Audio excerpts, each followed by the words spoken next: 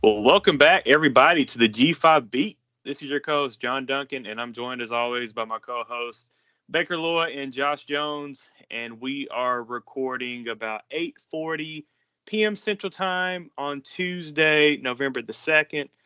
Playoff rankings just dropped, about an hour and a half, 2 hours ago, whatever. And, guys, I'm not even going to lie. I'm in a very bad mood.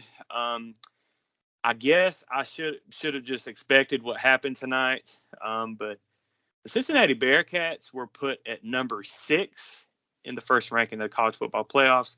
Keep in mind that this is the same team that went to South Bend and beat the Notre Dame Fighting Irish by double digits on the road, which right now Notre Dame sits at number 10. However, we've got Alabama at number 2 with the loss at Texas A&M. Guys, I'm fired up. Baker, Josh, we're going to try to keep this conversation about the playoff rankings to hopefully less than 20 minutes because we've got a lot to unpack tonight. We've got some more realignment to talk about. We got to recap week 9 and get our G5 fans ready for week 10. But, guys, what's going on, man? Let's talk about these playoff rankings. All right, I want to let y'all vent. Just go ahead, just let it out. Let it out. Just use me as your punching bag as a resident Bammer. Just go ahead, use me as your punching bag. Let it out, and then I will disagree with everything you say. So y'all go ahead. Listen, man, I got a spiel, and I'm gonna get on a damn high horse. Are we ready to go after it right now, John? Go. Let's go. Just go for it. Yeah, because this is. I got an IPA in my hand. I'm good to go. I'm just ready. Let's just do it. It's embarrassing, man. This is embarrassing to college football.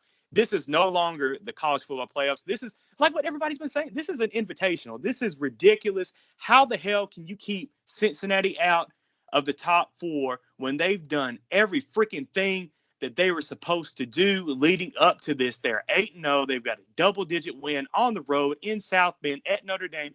Yeah, they got a double-digit win against Indiana. They, give kudos to Cincinnati for going out and scheduling 2 Power 5 teams. It's not their fault Indiana sucks. I mean, it's not their fault. And you've got freaking Alabama at number 2 that lost to Texas A&M, who's ranked, where's A&M? 14. Just look, the committee had to keep 2 lost Texas A&M in the top 15 to give Alabama that top 15 win. I mean, and look at Ole Miss too, sitting outside the top 15 at 16. This is a freaking joke, man. I'm so mad. We talked a couple weeks ago about how this playoff committee, was going to move the goalposts, and here they are in the first freaking ranking. They're going to put Cincinnati at number 6, and a lot of people might be like, "Well, you should still be happy they're number 6." No, this sucks for the G5 because SMU just lost to Houston. Really, Cincinnati might have one more shot at a top 25 win, but putting them at number 6 is a freaking joke. And this pretty much guarantees that they're going to keep Cincinnati out of the playoff, which is a freaking joke. And I'm pissed. All right. Okay. I agree. I think they should be in the top 4. Just go ahead. I do think they should be in the top 4. But if they're freaking 2 in the AP. How the hell are you going to take? This is the first time since 2015 that a number 2 team in the AP was kept out of the top 4 on the first playoff rank. I believe Baylor was the other one. But it's a freaking joke, man. You got in the coaches poll got them ranked 2. How the hell are you going to put them number 6? Take away the Notre Dame win. Their opponents combined 20 and 26. Take away Notre Dame. What else on their schedule would support a higher ranking than that? Okay, and I'm just playing devil's advocate here. Okay, and plus, take into consideration the last 2 weeks where they had to put on a show, and they kind of came out slow the last 2 weeks.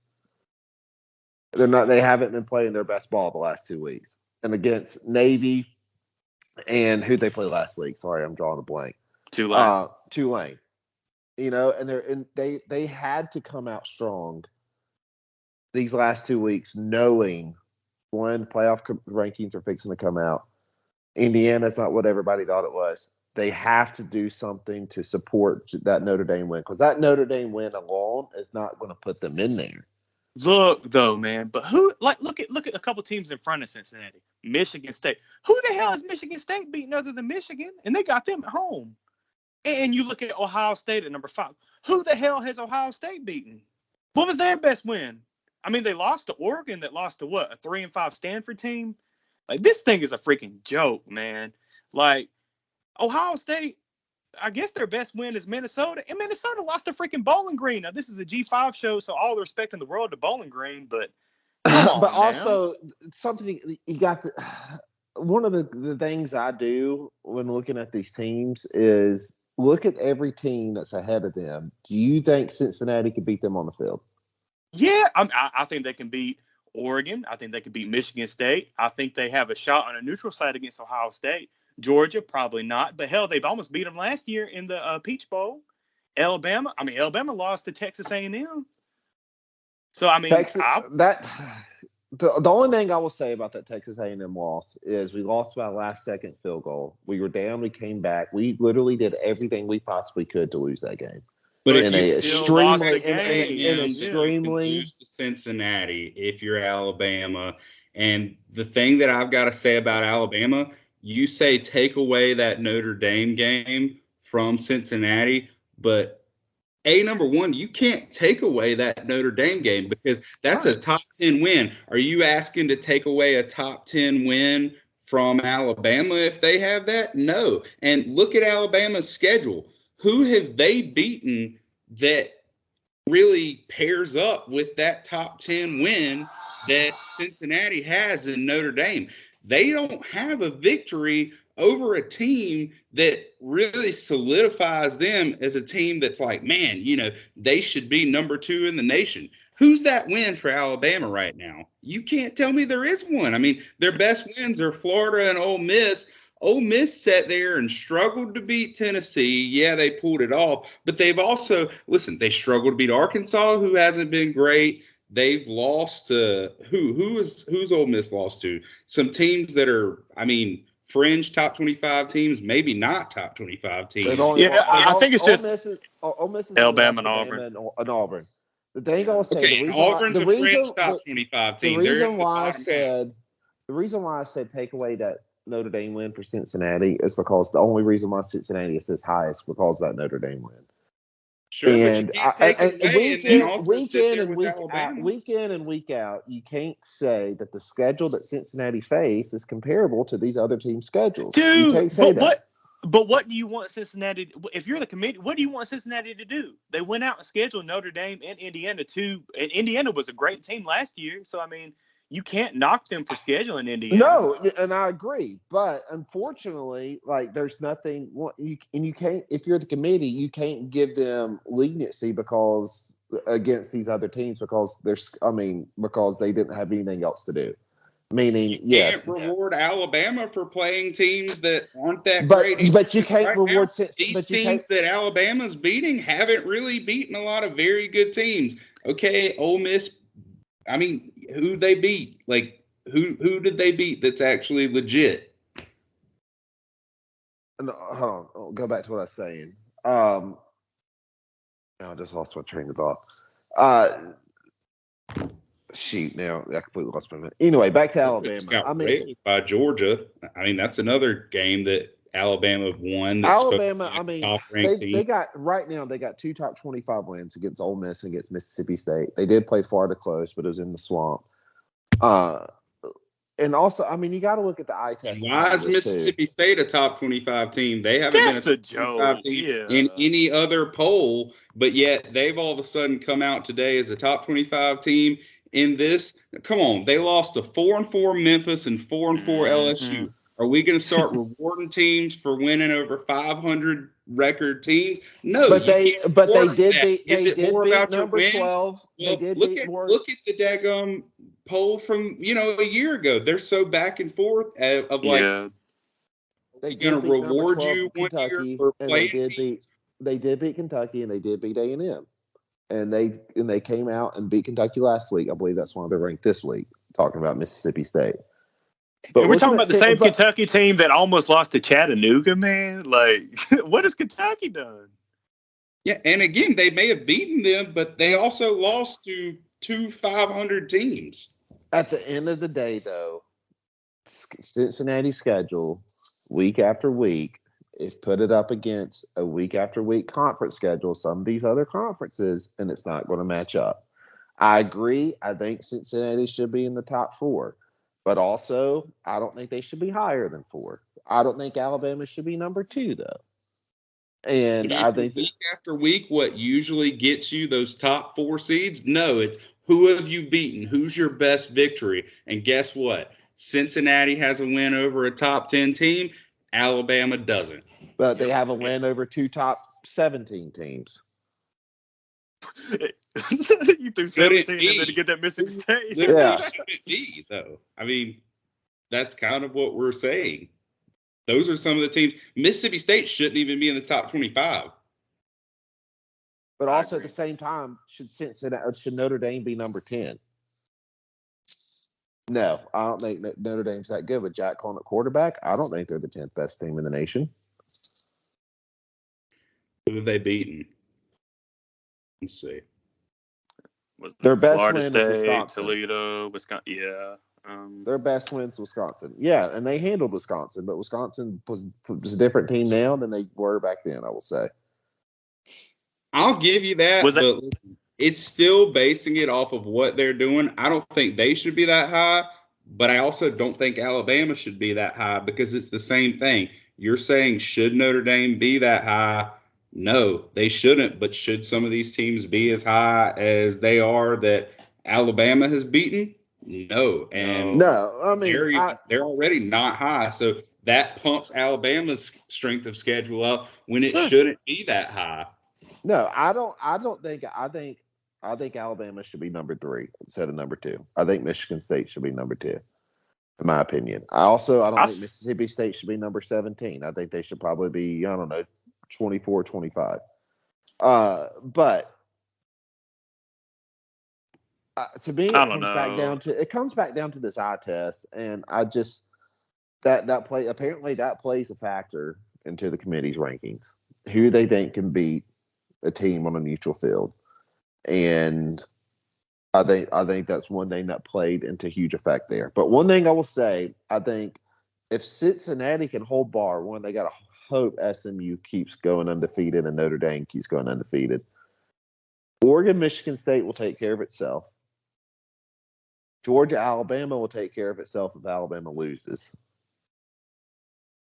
So that bumps you up 2 spots to number 4 right there. Now, the only thing you got to watch out for is Oklahoma and Wake Forest jumping them.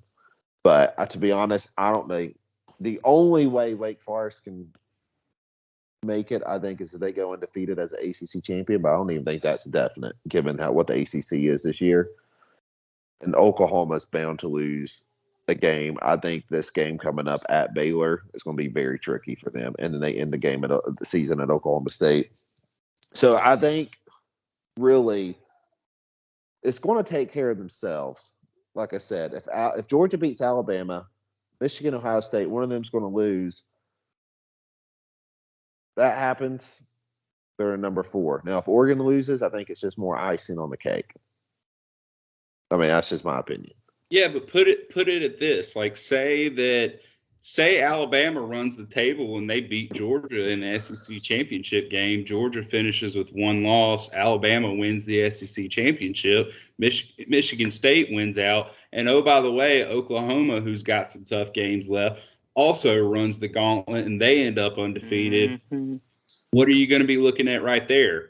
Are you telling me that they're going to put Cincinnati in over Georgia at this point, with Georgia's 1 loss being to Alabama, who is the SEC champion and obviously at that point number 1 in the nation based off of what they listed today? I doubt they would put Cincinnati. No, in that scenario, no, I don't think they would. I don't think they put Cincinnati and then you're going to have 4 teams in there over Cincinnati, which means that Cincinnati doesn't control their own path, and that's BS at this point. Yep, definitely. Yeah, I think them putting Cincinnati at 6 was basically just just making it a done deal. They're not going to get in because, I mean, pretty much anything that happens from here on out, they're going to just stick Cincinnati in that 5 or 6 spot. They're not going to let Cincy get in that top 4. Well, I mean, listen, it's not only to sit here ripping Alabama. I know we got on a whole thing with No, Alabama I get it. in Sure, too, I get it. but yeah. it's Oregon at 4, it's Ohio State at 5. Neither belong where they are either. Like Oregon lost to Stanford. Stanford has 3 wins this year. Okay, they almost lost to Fresno. Fresno's a bottom tier top 25 team right now. Cincinnati has not lost again. Okay. Right. Ohio State, who did they lose to? Oregon. Who have they beaten? Nobody. Yep. Like nobody. Yeah, Penn State's their best win. Puts them up there. So I mean, and honestly, Oregon, who have they beaten? Ohio State. So yeah, you put them ahead of Ohio State, and that's your reasoning for having them 4 and 5. Well, Cincinnati deserves to be ahead of both of them. No, I agree. That's why I'd have them at number 4 because I believe they should be ahead of Oregon and Ohio State. I really do. And just to be honest, I think if Cincinnati would have came out and took care of business handily against Navy and played better than they did last week against Tulane, I think they'd be higher than what they were. But they did not do themselves any favors these last 2 weeks. Well, I mean, they beat Tulane by 19 points, which is more than what Oklahoma beat them by. I know, but unfortunately, the world's not fair. They needed to win these games by 25, 30 points. I mean, they needed to come out and put on a show. Teams that they're supposed to beat handedly. How did Oregon stay where they are after barely eking out a win over UCLA and Cal in back-to-back weeks after the Stanford loss? Because those are 2 Power 5 teams. And I'm not saying that because I agree with it, but I'm saying it because that's what it is. Yeah, Power 5 teams with losing records or 500 records. But, I mean, that's my point is. But, I mean, Cincinnati came out and did that against 2 non-Power 5 teams with losing records. I hear you. But, it's, to me, it doesn't add up. I agree. It doesn't. There's obviously some bias there. I'm not going to disagree with you at all. But to me, I think these last 2 weeks watching Cincinnati play heavily affected their ranking. Like if they would have come out because imagine if Alabama, Ohio State, would have played those 2 teams. Do you think the scores would have been the same? Would have played teams. Do what? Would have played what teams? Tulane and Navy.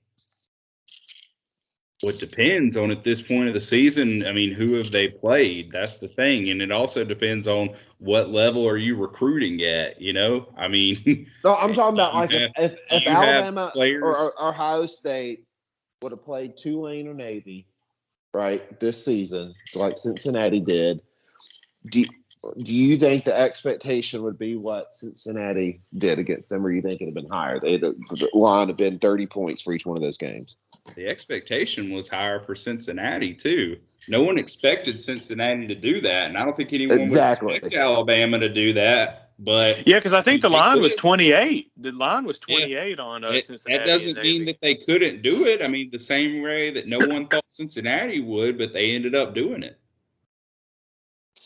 And Alabama fans would be very frustrated if they did do it. But guess what? So are Cincinnati fans. No, and I'm not disagreeing. I'm not taking away from that, but I'm saying the expectation was there and they didn't live up to it. And if you don't meet these expectations, obviously they're going to punish you for it. Yeah, Alabama losing to A&M. To an unranked A&M team at the time. So I agree. That did not meet expectations. And the other thing we got to get into real quick too before we move on, we haven't even talked about some of these teams that they left out from, the G5 that didn't even make the poll at all, right? I mean, right. You got Houston, you got SMU, Coastal Carolina, UTSA, Louisiana. Those are all teams that are, either strongly in or pushing to be in the AP and the coaches poll right now. So what are we feeling about those guys? They know damn well they don't watch these G5 games. I bet you if you ask pretty much anybody in that room, if they watched any other Cincinnati game other than the Notre Dame game, do you think they watched a lick of that Navy game? No, Or they just saw the score? See, it's a joke, man. It's a freaking Power 5 invitational. There's no respect for the G5. They haven't watched any UTSA games, haven't watched any Houston games. Like, it's just a freaking joke, man. Like, how the hell is Pittsburgh still in there, man? Come on. Like, they lost to Western Michigan. Like, they just lost to an unranked Miami team this past week. How are they still in there? How in the world is Iowa in there after getting, blown out in a couple weeks? Like, Kentucky, Mississippi State, we've already hit on. Like, the whole thing's just a joke, man. You And talk about they don't know, by the way. Obviously I'm an App fan. The day after our game, the one of our game with Coastal, that is, one of the voters in the AP, or I don't know, something like that week after it, he basically came out and said that he put his vote in for Coastal at 16 and basically said that he didn't know that Coastal even lost to App that week. And it's like, how do you say that? Like, how do you not pay attention to teams that you're putting in your top 25 to not know that they lost? it's a joke, man. The whole thing's it's a helmet joke. contest. I mean, it's a helmet game. You go by the name, you go by the logo. But it's crazy. That's what they do. I mean, like we said, look, and I know we've gone through some of them, but there's so many teams that, in my opinion, you're really pushing it for them even being in the top 25, and they're ranked here. Like Wisconsin, man, like, have they, they're 5-3 right now. They've lost to some good teams, yeah, but like, who have they beaten? They're 5-3. They've lost 3 freaking games. Same to, Mississippi State, I believe, had lost 3. Minnesota, they lost to 3-6 Bowling Green, like we said, and they're a top 25 team. I mean, Bowling Green is in last place in the MAC, last place. Pitt, they've lost to, they lost to Western Michigan, who's in last place in the MAC West right now. And again, not to rip on Western Michigan, but come on, man. You can't have Pitt in there. NC State, their best win right now is over an unranked Clemson team. Their losses are against Mississippi State, who, again, I don't think should even be in there, and a 4-4 Miami squad. Now, on top of that, let's not forget they barely survived against Louisiana Tech, who's 2-6 right now. But NC State's good enough to be ranked, obviously, when it comes to the college football poll. So, I mean, come on. Some of these teams are in there, and you're telling me that, look, I get what you're talking about with some of these teams. You're looking at their schedule saying they haven't played anybody, and you could make an argument for that with UTSA. You could make an argument for, multiple teams here. But are you really telling me that some of these Power 5 teams who haven't honestly really played anyone that's that good, I mean, who are in some of the weaker Power 5 conferences, haven't really beaten anyone, they've lost to teams that aren't that good, are they really more deserving of being in than some of these teams from the G5 that are undefeated or that have one loss to some halfway decent teams? Hell no. Agreed. Josh, any comment before because we got to wrap this up? We're Would 25 minutes. would the best one for Alabama be against what's Mercer right now? Aren't they 7-1? 6-2. Sorry, they're 6-2. Hey, are they top 25 in the FCS? Maybe. I don't know.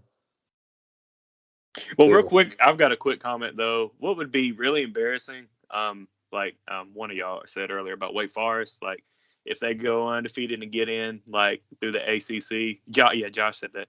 What would be stupid on that is that Wake Forest, if they run the rest of the ACC schedule and win it, there's a good chance that they don't have a single top 25 win on their schedule.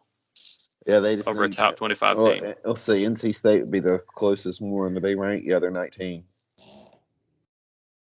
Unless NC State loses, I mean. Yeah, if NC State loses, I mean. Well, I mean, they would have to win the ACC championship game. You would hope that the other team they play at that point would be ranked, right? I mean, but then again, I don't know. I mean, it's not a guarantee, yeah. But what would be ridiculous is because they're in a Power 5 conference and they go undefeated, they're going to get in. Yeah. Sucks again for our G5 schools. But I guess that's enough playoff venting that we've been doing today. So let's go ahead and move into and apologies if you couldn't understand us for half of that. We were obviously pretty riled up there. So. I love it. Hey, and for the record straight, Josh also agrees with us that Cincinnati should be in the top 4. So yeah, we weren't. Agree. They should be in the top 4. Yeah.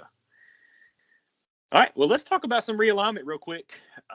So we got some news, more Conference USA news, of course, that the MAC is considering expanding and taking 2 of the remaining 5 Conference USA teams, those 2 being Western Kentucky and Middle Tennessee. So that could be a done deal by the end of this week from what we're seeing on the realignment rumor mill. Guys, any thoughts towards that? If that does happen, that would just leave 3 in Conference USA at the moment, which would be Louisiana Tech, UTEP, and FIU. So, guys, any quick thoughts on that? Baker, you go ahead. Yeah, so my first thoughts when I saw that come out was, man, I can't even imagine the MAC adding additional teams right now. I just feel like they're so stable. Why would you even want to touch what you've got up there? But I looked at it and I said, all right, well, I guess that footprint, Kentucky, it touches, it touches Ohio, and then obviously Tennessee's right under Kentucky. So, hey, they're all kind of right there nearby.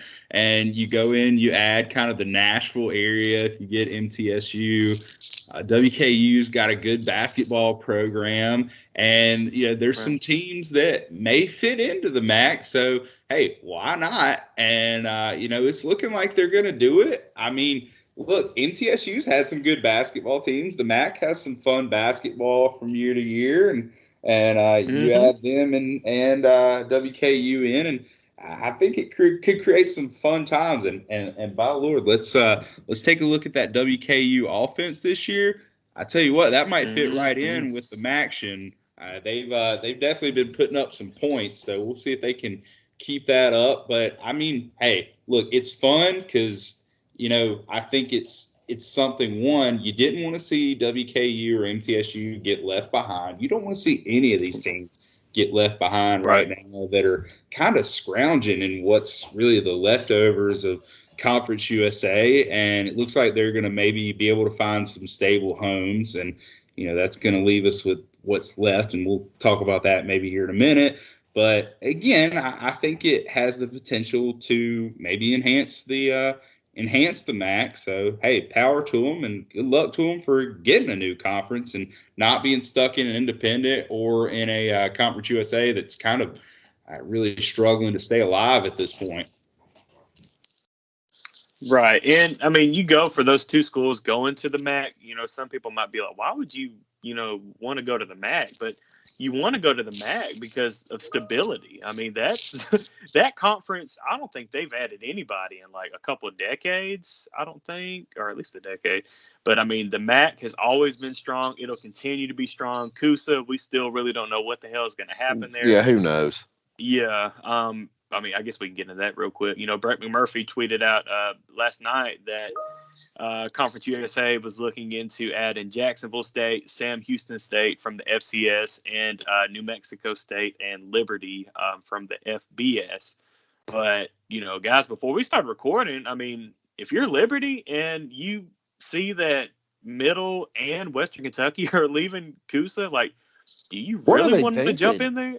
Yeah, I don't know. You don't. I don't know who would. And this is the same conference that told you a couple years ago that you threw all the money in the world at Conference USA, and they basically told you to get lost. And here you are, they're coming begging to you, do you really want to go to CUSA? I don't know what they're smoking on that because I don't think that's a smart move at all. I mentioned to you guys before we got on to, I think Chris Vanini reported that this afternoon there that, they need to kind of wait and see. I think they're wanting to wait and see what the final move is from the MAC if they're going to end up going through and adding MTSU and WKU. Because if that is the case, I think some of these, 4 teams specifically, I would say Liberty are going to be very cautious about their next move if they're actually going to go through with the move to CUSA. And I think it's going to be a really tough call for Liberty because, look, they've been trying to get into a conference for a long time, and they've had a lot of issues with it, and they're finally maybe looking like they're going to get their chance. And, look, let's be honest, Liberty may be like the ringleader of CUSA once they get in there because they're probably going to be winning a lot of games with the teams that are left in there, and they're going to have more money than pretty much everyone else in the conference. So, I mean, it's a big deal for them to get in there, but is it really worth it if you get in that conference and there's no one left? I mean, you're basically in an FCS conference that has the FBS designation and allowance for scholarships there. So, I mean, what do you do?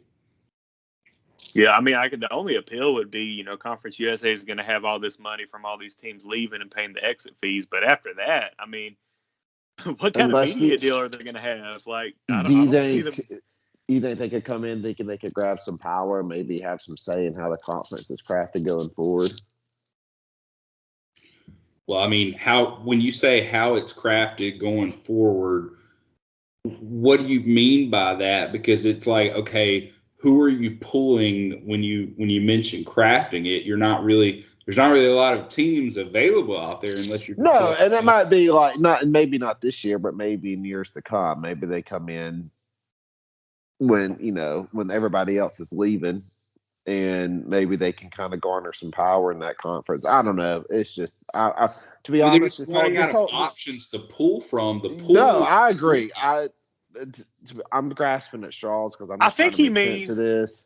And I think Josh means that he's just like, because Liberty has a lot of money. So, like, I think Josh is saying, like, with Liberty, if Conference USA adds Liberty, would they be the Texas of the Conference USA? Pretty much, yes, exactly. And I could see that. I mean, but at the same time, like, La Tech, FIU, and UTEP, I mean, they're not in the best shape, right? Of the three, probably La Tech would be in the best shape. But I mean, but I guess, I'm just not seeing any benefit. I'm just trying to find a way to rationalize this, and there might not be a way.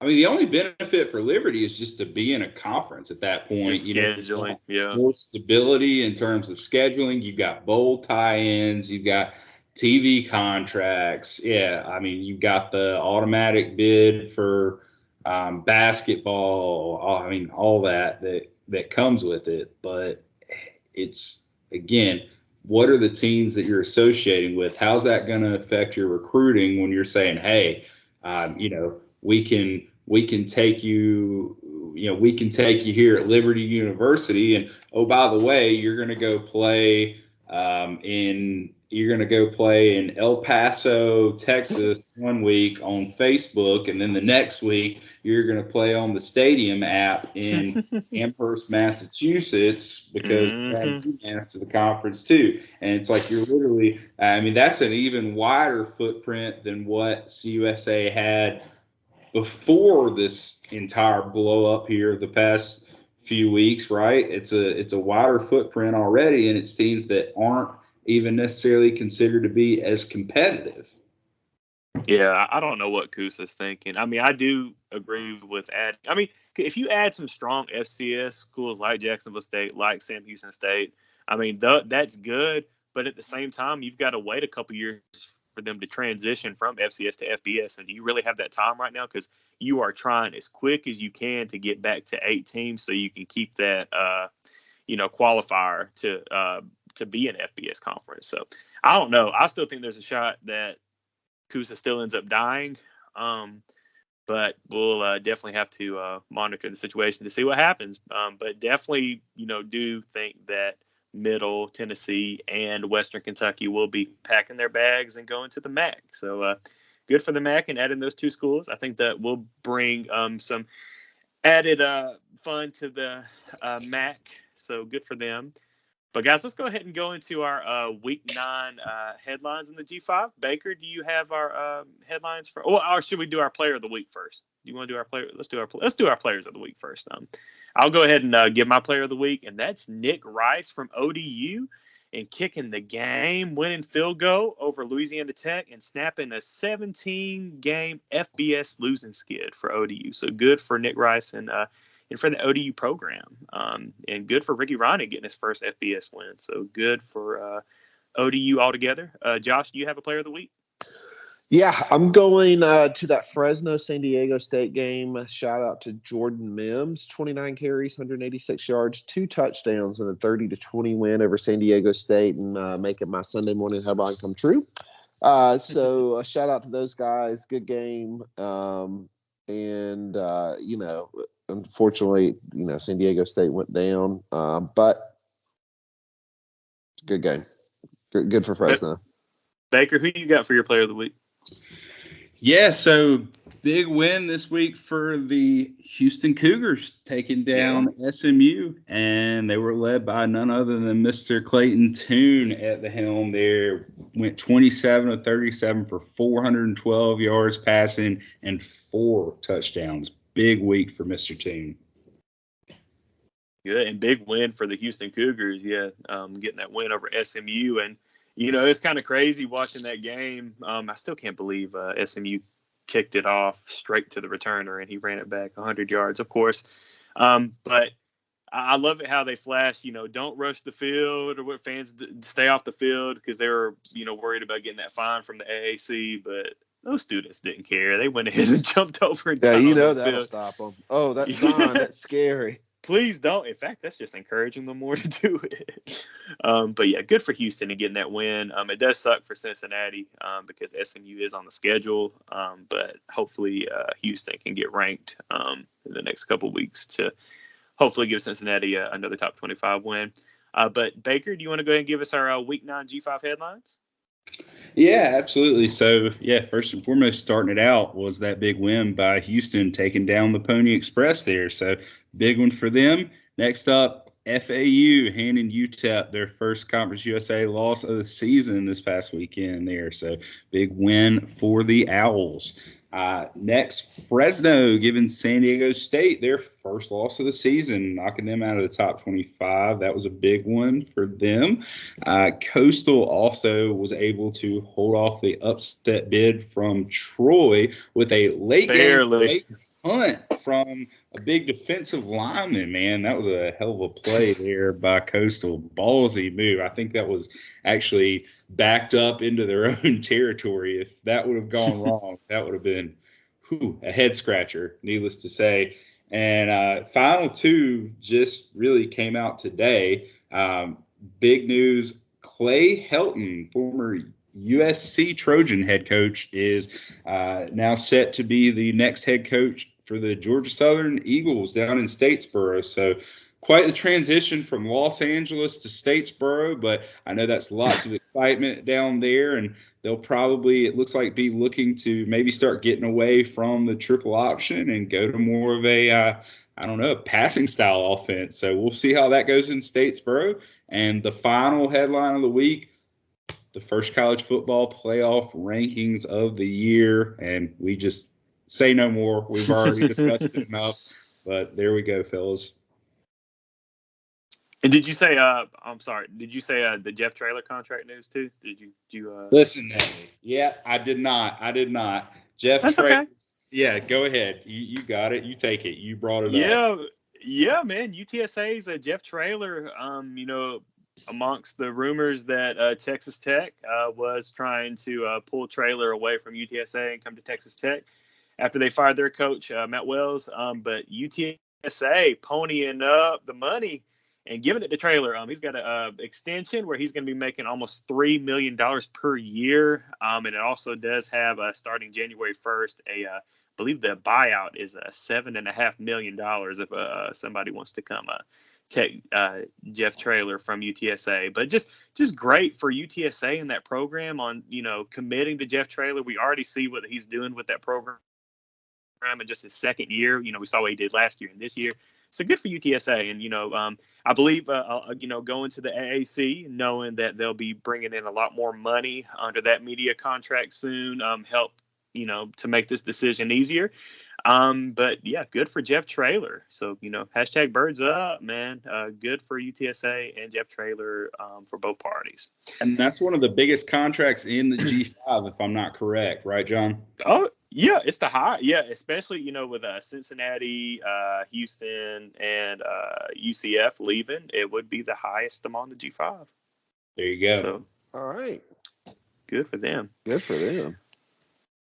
Well, let's go ahead and move into our Week 10, guys, and we'll start with a Wednesday night game. So if you're listening to us, you're probably listening to us Wednesday morning, hopefully. But this game is Wednesday night at 6 p.m. Central Time on ESPN2 as the Northern Illinois Huskies travel down to take on the Kent State Golden Flashes. Right now, Vegas does have Kent State as a 3.5-point favorite. And guys, I don't know, like looking at this matchup, like Northern Illinois loves to run the ball, and they run the ball very effectively. And Kent State, I mean, to be honest, they're not doing good on the defensive side of the ball and stopping the rushing attack. They're giving up over 204 yards per game on the ground. So I mean, I hate to make this kind of short and sweet, but I like Northern Illinois at least covering that spread. But I think Northern Illinois can get the outright win at Kent State Wednesday night. 4-0 in conference, looking to go 5-0 and just take that next step to getting to the MAC championship. Guys, what do you see going on between Northern Illinois and Kent State this Wednesday night? Well, so, I'm kind of looking at it on paper again, because, I love stats. Let's see. So points per game, both are averaging right there at 29 points per game. Defense, both allowing just over 30 points per game. When it comes to yards, so Northern Illinois is 165 through the air, 232 on the ground, and Kent State's more balanced, 230 through the air, 220 on the ground. Defense, both giving up over 400 yards per game. I think it's going to be a pretty close game. The over-under 68. I know Kent State is favored. I do like Kent State in this game just because of the balance that they provide and the ability for them and Crum to, find holes through the air, work off that play action pass. I really think, this balanced attack of Kent State is going to attack NIU. And, I think they come away for a win. I think that 3.5 number is a little low. I think they probably win by probably a touchdown.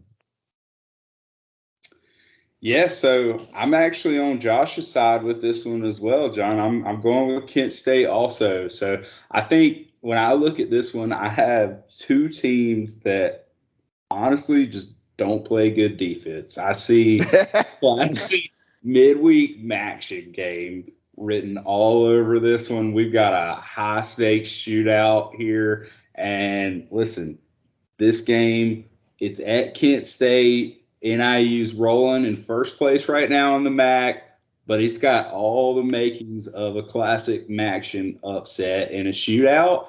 And listen, I'm looking at Kent State, who is, honestly, averaging quite a bit more than NIU is through the passing game. And we know Dustin Crum, we know what he's been capable of in the past there. And listen, that's not to say that NIU is any slouch, because they're not.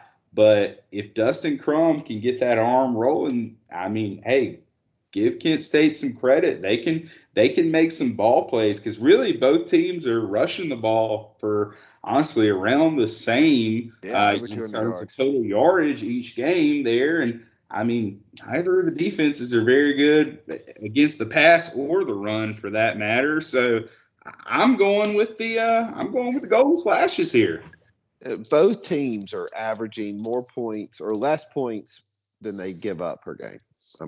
That's just crazy in my mind. And they're both either got a winning record or at 500. That just blows my mind how that happens. The MAC's sometimes free for all this year. It really is. That's what I was about to say. But also going back to NIU, though, they love to run the ball. Kent State, they'll run the ball, but they mainly rely on their passing. But NIU, I could just see them, Wednesday night just playing. We're getting that run game going with Jay Ducker, who was my player of the week last week, and also getting Whaley going as well, and just play some, ground control. Like, just get that ground game going, keep the Kent State offense on the side and on the sideline, and I kind of like it to go under that 68 points. I like Northern Illinois, like I said, to at least cover the spread, but I definitely can see, you getting the outright dub against Kent State. But let's go ahead and go to our Saturday games, and let's start off early in the morning at 10:30 a.m. Central Time on CBS as Army takes on Air Force in Arlington. Guys, how awesome is this that they're playing in Arlington? Baker, I remember when we did our Mountain West preview before the season started. You brought up the point, about them playing in that stadium. Like, is it called Choctaw Stadium? That's just awesome. I like that they're doing this. I really don't know what the capacity is. Hold on, let me see if I can get the. What is the capacity? Oh, it says 48,000 on. All right. That's bigger than I thought. Yeah, but that's going to be awesome to see them playing in Arlington. But I mean, the over/under is at 37. I mean, it's a military academy going against a military academy. So expect it to be kind of low scoring. Right now, Vegas does have the Falcons as a 2.5 point favorite in this game. And I actually do like Air Force to cover that spread and get the win. But I actually think this will be a little more high scoring than people think. Normally you think it like 14-10 or something like that. But I kind of see this a little more high scoring. I see it more like a 28-21 type of a game because Army's defense. I mean, for those that don't know, no, this isn't Wake Forest's offense that they're going against, but they gave up 70 points last week to Wake Forest. And, they've been giving up some points. They gave up 28 to Ball State, 20 to Wisconsin, 21 to UConn. But, I just like Air Force in this spot, and I like Air Force to win by a touchdown. So I think they cover the spread, win about 28-21. So it does go over that 37. But definitely give me the Falcons in this ball game straight up. Guys, what are your thoughts on this game? I think this game will last probably 19 minutes, given the amount of the runs that we will be seeing. So it'll be shorter than the Braves game that's going on right now, right?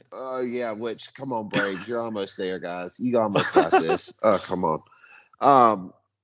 So I thought Army should have won that Wake game, and they were there all game, and then turned into a basketball game. I actually like Army in this spot just because I don't know, it's just my gut. I really ain't even got a good reason for it. Just the gut. Both teams run the ball. They both average, over 300 yards on the ground. Defense, yeah, but I think Army has been susceptible to the pass, giving up 240 yards a game. Now, Air Force doesn't throw the ball, in case anybody was there for a shocker. They don't throw the ball. So, I really like Army's run defense better than Air Force's run defense. So I think it'll slow them down just enough. I do think this over-under, it might be a little above that. I think it might be in the mid-40s over-under. But I do like Army in this spot. I think they'll probably win by a touchdown, field goal or a touchdown. And, and I like them coming away with a win. All right, I'm taking predictions. Who ends up with more passing yards in this game? Air Force. Air Force. You got to go Air Force, right? Yeah, you got to go Air Force. All right. But Laws has not thrown one interception this year. Well, that's true. Daniels is on 2. That's true. All right. Well, hey, listen. Yeah, like we said, predominantly going to be a run game. I think it's going to be a pretty quick game. I know. I know what you said, John. You think it could be a little, little deceiving there. But hey, listen, don't get it confused. We're still looking at Army Air Force of old. They're still going to run the crap out of the ball, and it's just going to be a bloodbath. So, hey, fun game to watch, old school game to watch. I like the upset here. I'm going with Army. Go Army. Beat Air Force, not Navy, I guess. Baker, you're just making up to me now for getting on to me at the beginning of the show. But I was gonna say, yeah. But no, seriously, listen. Looking at them, I see Army as a team that has come so close the past few weeks with their games. They've played some good teams lately, and I think I think they're due one. I think they're frustrated and they're also locked in. I mean, they're coming off the likes of 6-point loss to Wisconsin, and then obviously last week with what happened at Wake Forest. Like, those are some good teams that they just barely lost to there. So now you're telling me that they're coming into this game against Air Force, which is another good team. And I mean, listen, the Commander's Trophy's on the line here, and I mean they're gonna want it, and I say they're not backing down. They're gonna win this game, man. They're gonna upset Air Force. Another thing to keep your eye on too, if you're listening, will be the quarterback situation for both teams. It does appear right now, as we're recording the episode, that both quarterbacks for both teams will be available to play in this game. But especially, going back to that San Diego State game this past week with Air Force, I mean, Daniels was looking really beat up, like limping around late in the fourth quarter in that game. But latest word was that he did practice today. So that's a good sign for Air Force, and Army hopes to get their quarterback back too. So good for both of those teams. Let's move on to some Conference USA action for the last two games. The first game will be at 5 p.m. Central Time, and this game will be televised on Facebook. As Marshall No way. travels. Yeah, this is so sad, and this got me really angry when I realized it too. Like, these are your top, well, of course, Western Kentucky's good too, but really your top two teams in the Conference USA East Division, and you're going to air it on Facebook? Like, what the hell, man? I guess that shows why both these teams are leaving the league. But nonetheless, Marshall travels down to Boca to take on FAU at 5 o'clock Saturday night. Marshall is a slight 1.5 point favorite. Kind of expect that line to go closer to a pick 'em as we get closer to Saturday. But guys, I like FAU in this spot. I was really impressed with what I saw out of FAU against a really good UTEP team this past Saturday in Boca, 28-25 win over the Miners. Really, that game was never in doubt. FAU forced a few turnovers for UTEP and was able to capitalize on those turnovers and kind of jumped on UTEP early and put them away. UTEP made it close at the end. But just really impressed with what I've seen out of FAU lately. Especially in going back to the Charlotte game too, forcing turnovers in that game, offense clicking some more in the last two ball games with Nkosi Perry and Jerome. With Johnny Ford, not Jerome Ford, from in the backfield.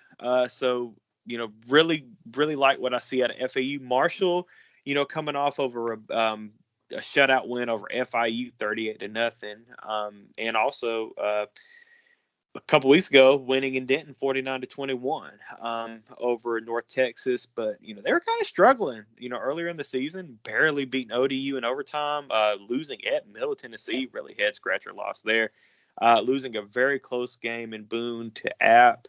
Guys, I'm really more confident in Willie Taggart's squad with FAU Owls in this spot. So I do like FAU to get this win straight up over Marshall and kind of take that next step in, trying to claim that East Division championship again.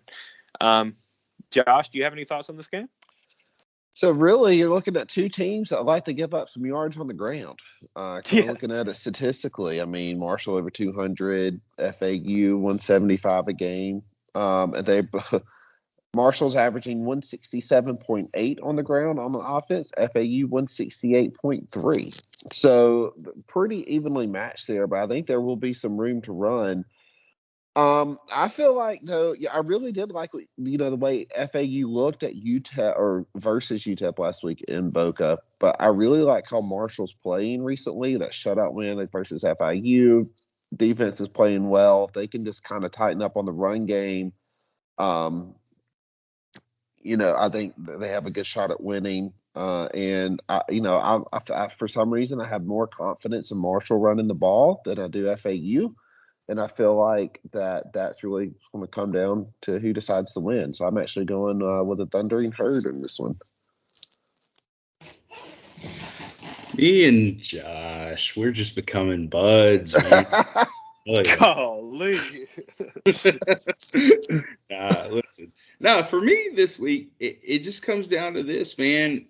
I mean, look at the passing yards. Marshall's averaging about 80 yards more per game than FAU is. Like, give it to Grant Wells. Now, I'll tell you, I mean, he might throw a pick or two. That's going to be his one downfall if he starts throwing picks in this game. But, look, I'm going to say trusting Grant Wells, trusting Gamage.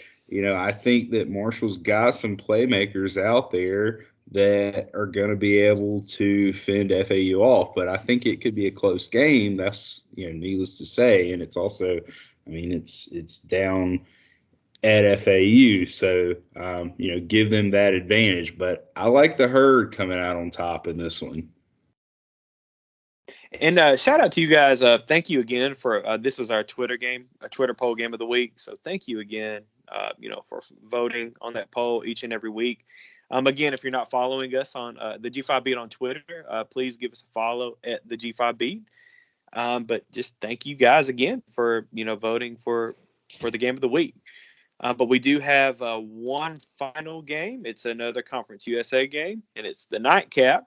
As the UTSA Roadrunners travel down to El Paso to take on Dana Dimel and the UTEP Miners. This is a 9:15 p.m. Central Time kickoff, and it'll be televised on ESPN2. So, hey, look at Conference USA getting on ESPN2.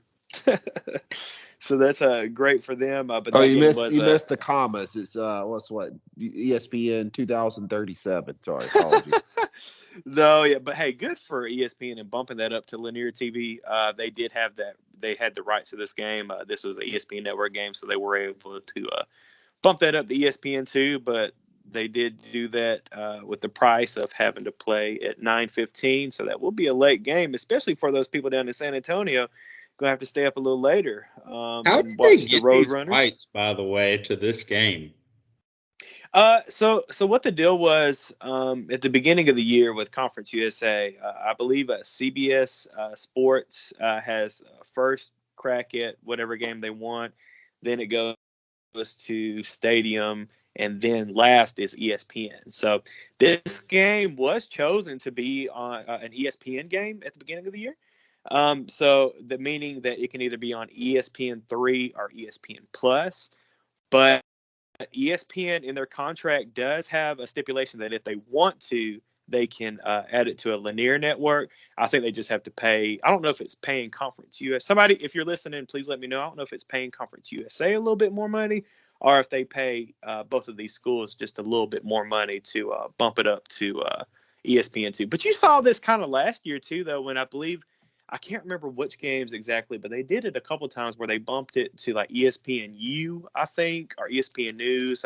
Somebody will correct me if I'm wrong, but they do have that in their contract. The games around though, like a few weeks before, to say, hey, this one to CBS Sports or this one to Stadium. Nope, that's done in July and August, man. Conference USA is one of the leagues that they just do the whole year all up front. So.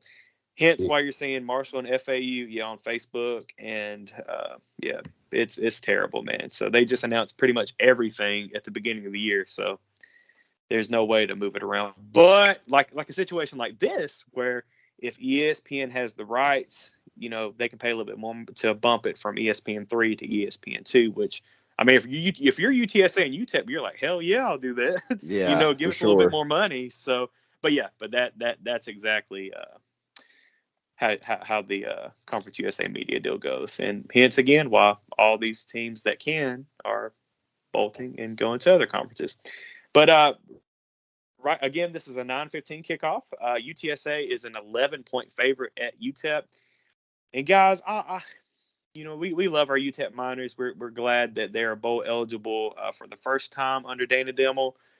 But they haven't played anybody, maybe other than Boise, but UTSA on another level right now. I like UTSA to cover this 11-point spread easily. You look at UTEP and what they like to do. UTEP likes to establish the run game and then try to get Hardison going. And what does UTSA do best? Stop the run. So I don't think UTEP can really get much going this week. I like UTSA in almost a blowout. Like I like UTSA by at least 20 points in this game. No, UTEP does have a good defensive line, but over time, Sincere McCormick in that run game is just going to be too much for UTEP. UTSA coming off of the bye week, like UTEP and UTEP coming off the tough loss in Boca to FAU. And you got all the momentum in the world for UTSA going right now. You get left out of the college football playoff first ranking. That's just even more motivation for UTSA. So I definitely like UTSA in this spot by at least 20 points. And the spread right now is 11. So I definitely can see UTSA covering that spread. No, I agree. And, I know we're kind of getting close on time, so I'll make it short and sweet. But, I like UTSA big. I think, to your point, John, unfortunately, I think it's going to be a blowout. But, hey, the Miners are bowl eligible. Love what they're doing. But just UTSA is too much right now. Yeah, I'm with you that I think, I think both teams on paper could kind of be somewhat even, believe it or not. But like you said, UTEP hasn't really been tested that much outside of the Boise game. I do think, though, that just the moment's going to be too big for UTEP. I think UTSA is going to come into this game fired up after their bye week and ready to roll, like you mentioned, John. And, man, I think they really show out and hang it on them because, look, this is a big deal for recruiting, too. This is another team. Listen, I know UTEP's the whole other side of the state, and Texas is a large state, but you're still recruiting players within the same state, so you want to beat the other teams that are in your state. So, hey, I think they're going to show up, and I think they're going to really, really take over that game and honestly blow UTEP out of the water, if you ask me. Well, I'm glad we're all three on the same page for at least one of the games this week. And let's be honest, too. That's also a chance to respond to those rankings tonight and say, hey, you don't think we're good enough? Watch us. We're going to blow out every team that's coming through us the rest of this season. And, I don't know that they will, but they're sure as hell going to start trying to this week. Well, speaking of blowing out and making a statement, we'll go ahead and go our Sunday morning headlines for what we think you'll be hearing about Sunday morning after this Week 10 slate. Josh, do you want to give yours first? I think that thanks for the lead up to that. The Golden Hurricanes downgraded to partly cloudy with a 10% chance of rain. I think that Cincinnati is going to come in and absolutely manhandle the Golden Hurricanes. Nothing bad against the Hurricanes, nothing bad against Tulsa. I just think Cincinnati's pissed. And I think the Jerome Ford and Ritter are going to come in there and just take care of business and do what they should have done the last 2 weeks. Yeah, home game for Cincinnati, and I think they're only a 22-point favorite. Yeah, definitely take those points because Cincinnati is going to be pissed, and they're unfortunately going to take it out on Tulsa. I'll go ahead and give my Sunday morning headline. Unfortunately, this does not go well for Cincinnati after all we talked about at the beginning of the episode, but I actually think that Navy has a shot at taking down Notre Dame this Saturday. I know the midshipmen are a 21-point underdog, but Navy is just playing great football right now the last couple of weeks. A lot of people haven't been paying attention because, they started out the year really poorly. But Navy playing really good ball right now, and I kind of like them to take it to the Irish. I definitely like them to cover that 21-point spread, but I can see them pulling the upset and beating Notre Dame, but that would not bode well for Cincinnati. Yeah, I think that'd be a nail in the coffin for them. Yeah, unfortunately. Baker, what's your Sunday morning headline?